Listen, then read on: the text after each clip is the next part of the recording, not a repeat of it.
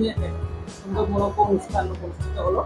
এটা কার উদ্যোগে কি উদ্দেশ্য নিয়ে এই অনুষ্ঠানটা?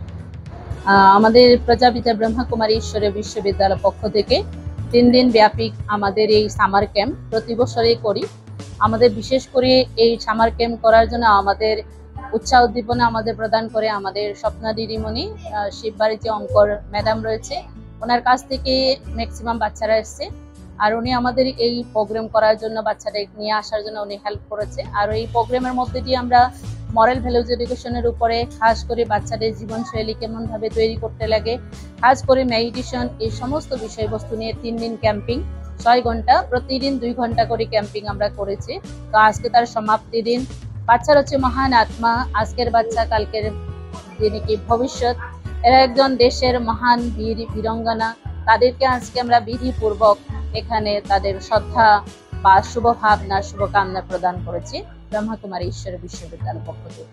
যারা বাচ্চারা রয়েছে ঘরেও, বাচ্চারা মহান হয়, শ্রেষ্ঠ হয়, তাদেরকেও যাতে আমরা সবসময় এরকম সম্মান দেই। তাদের ভালোবাসা, তাদের যে সমাজ তথা বিশ্ব কল্যাণের জন্য উৎসাহ উদ্দীপনা আমরা ঘরের থেকে তৈরি করে দেওয়ার দরকার।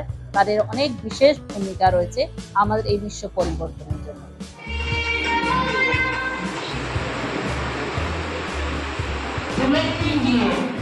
অনেক অন্তর জগৎ থেকে আমরা ঘুরে যাব।